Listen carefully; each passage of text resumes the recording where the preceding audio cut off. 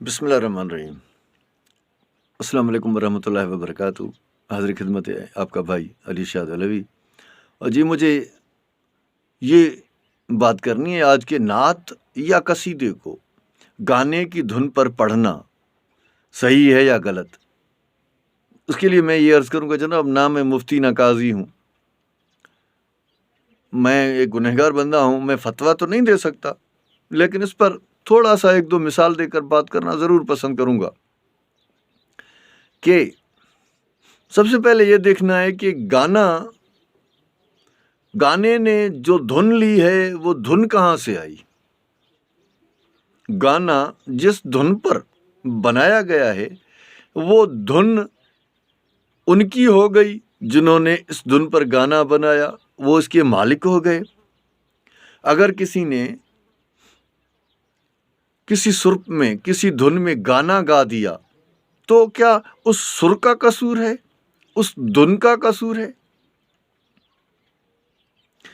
حالانکہ یہ جانتے ہیں مسلمان لوگ کہ گانا جائز نہیں۔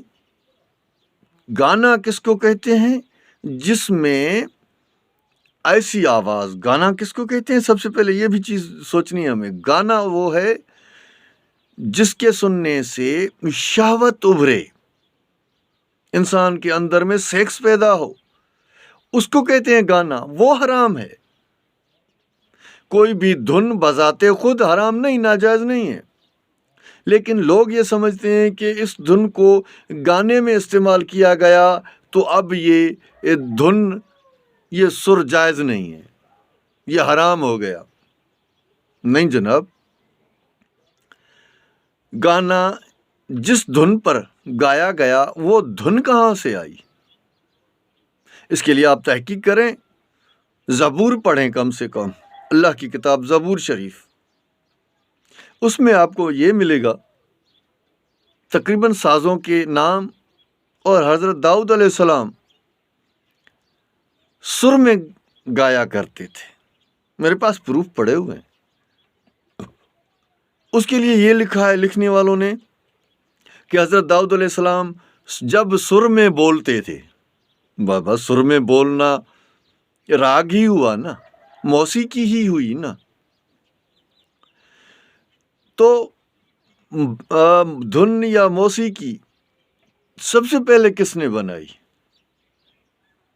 چلیے کس نے بھی بنائی یہ الگ بحث ہے، بن گئی۔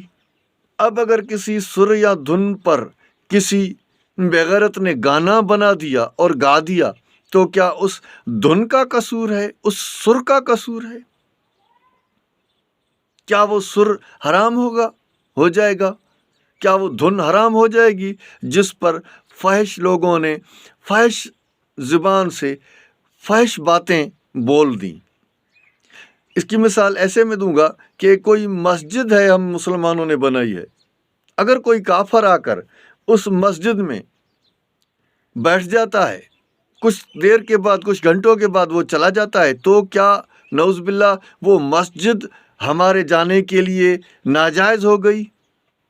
کیا اب ہم اس مسجد میں نہیں جا سکتے کیونکہ یہاں ایک کافر بیٹھا تھا؟ کافر مسجد میں جا کر بیٹھا، اس میں مسجد کا قصور ہے یا اس کافر کا؟ ٹھیک ہے جناب، ایک راستہ ہے مکہ پاک جاتا ہے، مدینہ منورہ شریف جاتا ہے، اگر اس پر کوئی کافر چلا جائے تو پھر آپ اس راستے پر نہیں چلیں گے کہ بھئی اس پر کافر گزر گیا ہے، راستے کا قصور ہے؟ نہیں جناب، نہیں محترمین۔ مثال سے آپ نے سمجھ لیا ہوگا کہ دھن یا سر وہ بذات خود حرام نہیں ہے، اس کو وہ لفظ جو نسبت جن لفظوں سے مل رہی ہے وہ لفظ اس کو حرام حلال بناتے ہیں، بے شک ہے،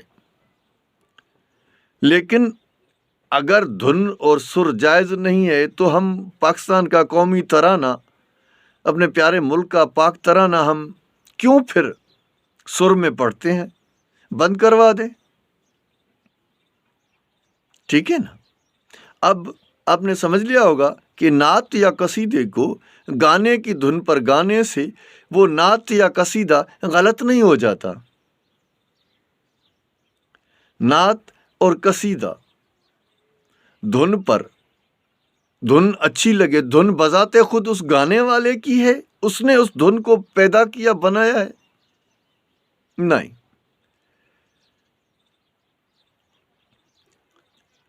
نسبت برا بنا دیتی ہے اس سر کو. اگر آپ قرآن پاک سر میں پڑھتے ہیں، آپ اذان سر میں دیتے ہیں، کیا یہ جائز نہیں؟ کیوں سر دیتے ہیں آپ اذان کو؟ کیوں آپ قصیدے کو، نعت کو سر میں بیان کرتے ہیں؟ سر اثر رکھتا ہے، انسان کی فطرت ہے، اس کو سر، دھن اس کے وجود پر، اس کے جسم پر، اس کے نفس پر اثر کرتی ہے. ہاں اگر وہ سر، اس میں لفظ پاک ہیں تو آپ کو خیالات پاک آئیں گے، لیکن اگر اس دھن اور سر پر لفظ برے ہیں، فحش ہیں، تو آپ کو فحاشی یاد آئے گی. گانا اس کو کہتے ہیں ایسی آواز جس کے سننے سے شہوت ابھرے، اور یہ حرام ہے. ٹھیک ہے نا جناب؟ لیکن گانے اور نعت کو گانے کی دھن میں پڑھنا، گانا نہیں پڑھنا ہے، پڑھا جاتا ہے. نعت کو، قصیدے کو سر میں پڑھا جاتا ہے. لیکن یہ مثال میں نے آپ کو دے دی کہ اس سر کو اگر پہلے کسی غلط آدمی نے پکڑ لیا ہے، اس نے اس کو گا دیا ہے، تو کیا آپ کی نظر میں وہ دھن، وہ سر حرام ہو جائے گا؟ نہیں جناب. سر میں اذان، سر میں نعت، سر میں قرآن پاک پڑھا جاتا ہے، پڑھا جاتا ہے. ورنہ اس بیان کو بند کر دیں، ان سروں کو بند کروا دیں، سروں میں نہ گایا کریں، نہ قرات کیا کریں سر میں، نہ قصیدہ پڑھا کریں سر میں، نہ نعت. پھر تو نہیں جناب. آپ نے سمجھ لیا ہوگا، مجھے امید ہے. اپنی دعا میں یاد رکھیے گا. السلام.